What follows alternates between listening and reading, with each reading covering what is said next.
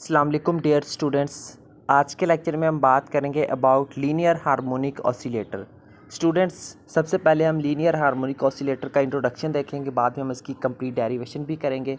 So without wasting time हम start करते हैं यहाँ से इसके इंट्रोडक्शन के साथ। A particle that undergo simple harmonic motion in one dimension is called linear harmonic oscillator. तो सबसे पहली बात हमें पता होना चाहिए कि लीनियर हार्मोनिक ऑसिलेटर आखिर होता क्या है। तो कोई भी ऐसा पार्टिकल जो कि सिंपल हार्मोनिक मोशन परफॉर्म करता है, ठीक है, वन डायमेंशन में, तो उसको हम क्या कहते हैं, लीनियर हार्मोनिक ऑसिलेटर कहते हैं। ठीक है, सिंपल सी बात है।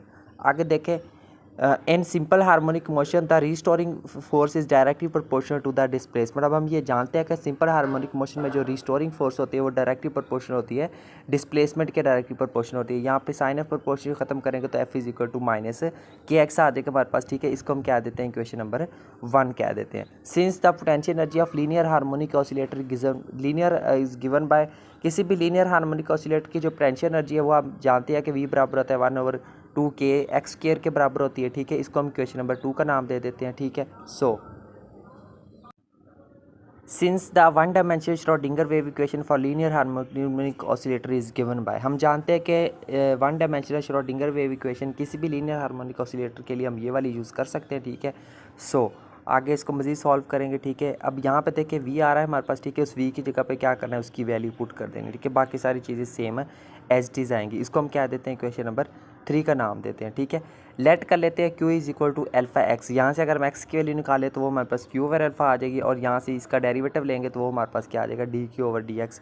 सॉरी, डी एक्स जो है उसको दूसरी तरफ जाके क्या कर देंगे, डिवाइड कर देंगे, और यहाँ पे हमारे पास क्या रह जाएगा, जस्ट अल्फ़ा रह जाएगा। ठीक है, इसका डेरिवेटिव भी साथ में ले लेना है। सो आगे देखें मज़ीद नाउ, अब हम क्या करते हैं कि जो D psi over d x है इसके ऊपर लगाते हैं चेन रूल। ठीक है, चेन रूल कैसे लगाएंगे, so d psi over d u के यहाँ पे देखिए हमने डी क्यू से डिवाइड भी कर दिया और डी क्यू से अपने ऊपर मल्टीप्लाई भी कर दिया, उनको सेपरेट करके लिख लिया। ठीक है, सो यहाँ पे देखिए D Q over d x की वैल्यू देखिए हमारे पास क्या है, डी क्यू ओवर अल्फ़ा है। ठीक है, तो उसकी जगह पे हमने क्या पुट कर दिया, यहाँ पे अल्फ़ा पुट कर दिया। इक्वेशन नंबर 5 आ गई हमारे पास। ठीक है, अब हम क्या करेंगे, इसी का जो है वो हम स्केयर ले लेंगे। ठीक है, सॉरी, इसी का जो है वो हम स्केयर ले लेंगे। तो ये हमने स्केयर यानी कि डबल डेरिवेटिव ले लिया, सॉरी स्केयर नहीं, डबल डेरिवेटिव अगेन उसको डिफरेंशिएट कर लिया। ठीक है, यहाँ पे इसको भी हमने अगेन डिफरेंशिएट कर लेंगे। ठीक है, सो ये आ जाएगा हमारे पास, यहाँ पे इसको हम सेपरेट करके लिख सकते हैं, यानी कि D square psi over D Q square dot D Q over d x की फॉर्म में हम इसको लिख सकते हैं। ठीक है, सो आगे देखिए हमारे पास यहाँ पे देखिए D Q over d x किसके बराबर है, अल्फ़ा के बराबर है। ठीक है, तो यहाँ पे देखिए ये जो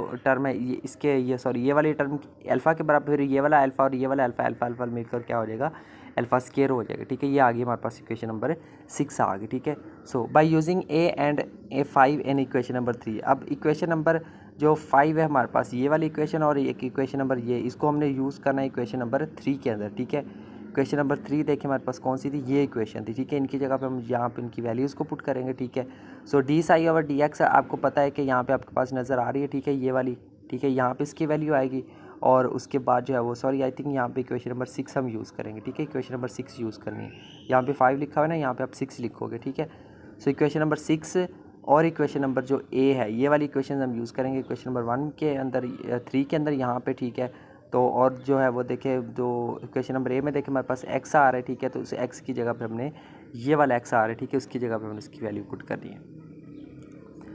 सो आगे देखें। ठीक है, मज़ीद तो यहाँ पे हमने उसकी वैल्यूज़ को पुट कर दिया। ठीक है, अब जस्ट इसके आगे सिंपलीफिकेशन है। ठीक है, अब हम क्या करेंगे, पूरी की पूरी इक्वेशन को हम क्या करेंगे, अल्फ़ा स्केयर से डिवाइड कर देंगे। जब इसको अल्फ़ा स्केयर से डिवाइड करेंगे ये ख़त्म हो जाएगा, यहाँ पे जो है वो ये ई के नीचे भी अल्फ़ा स्केयर आ जाएगा। ठीक है, इसके नीचे जब अल्फ़ा स्केयर आएगा तो अल्फ़ा स्केयर अल्फ़ा की पावर 4 हो जाएगा। ठीक है, ये आगे, ठीक है, तो सॉरी इसको मज़ीद आगे सिंपलीफाई करते हैं। ठीक है, अब ये जो हमारे पास 2m ओवर एच कट है, इसको अंदर दोनों के साथ मल्टीप्लाई कर देना, तो ये इक्वेशन आ जाएगी हमारे पास, इक्वेशन नंबर 7 आ जाएगी। ठीक है, so now let us choose alpha such that, अब हम क्या करते हैं, उस अल्फ़ा को हम चूज़ कर लेते हैं, यानी कि हम एक टर्म ले लेते हैं, जो ये वाली टर्म है ना, इसको हम ले लेते हैं इक्वल के 1 कंसीडर कर लेते हैं। ठीक है, इसको हम इक्वेशन नंबर 8 का भी नाम दे देते हैं साथ में। ठीक है, सो यहाँ से अगर अल्फ़ा की वैल्यू निकालना चाहे तो वो हमारे पास क्या होगी, M K over H cut के स्केयर के बराबर होगी। ठीक है, या फिर हम इसको इस तरह भी लिख सकते हैं, यानी कि M K over H cut square whole की पावर 1/4 हम लिख सकते हैं। ठीक है, सो अब देखिए ये आ गया हमारे 5 यानी कि 4th रूट को ख़त्म किया, इक्वेशन नंबर 9 आ गई हमारे पास। ठीक है, अब हम क्या करते हैं,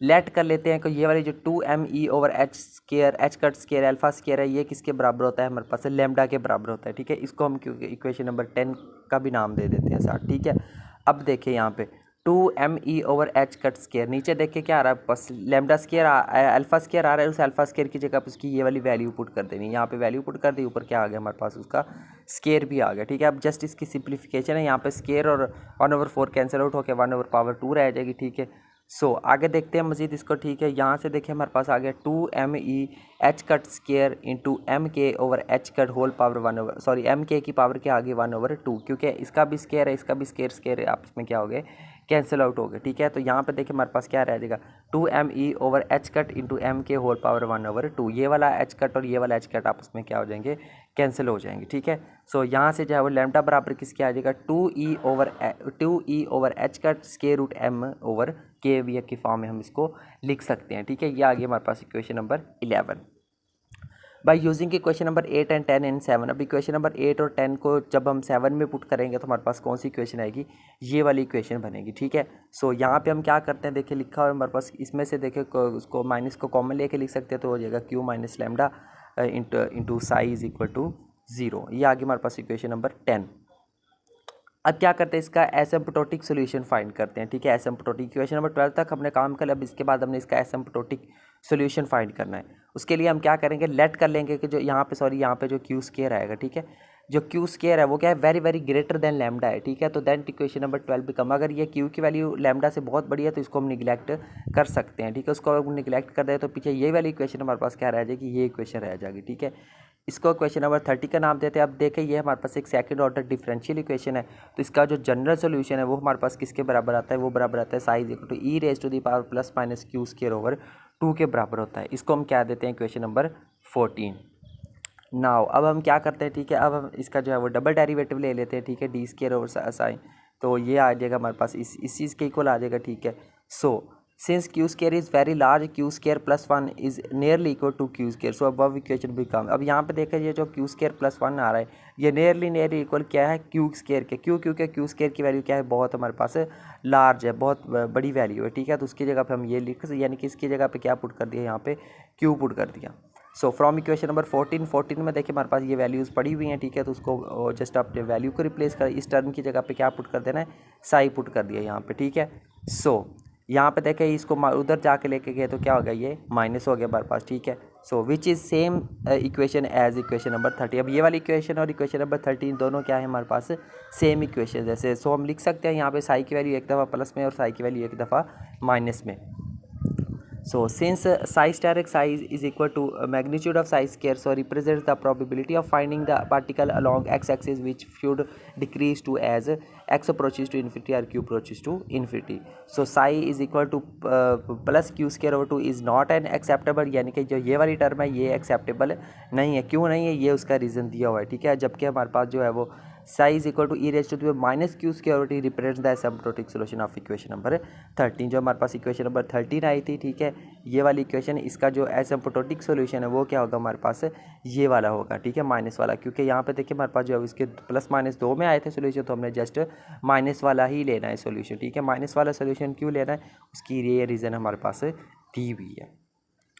ठीक है स्टूडेंट, तो बस यही था हमारा आज का लेक्चर जिसके अंदर हमने लीनियर हार्मोनिक ऑसिलेटर को डिस्कस किया है। उम्मीद करता हूँ आपको आज का लेक्चर बहुत अच्छे तरीके से समझ आया होगा। ठीक है, मैथमेटिकल कैलकुलेशन है, सारी स्टेप वाइज कैलकुलेशन की हुई है, उसको एक्सप्लेन भी मैंने कर दिया है।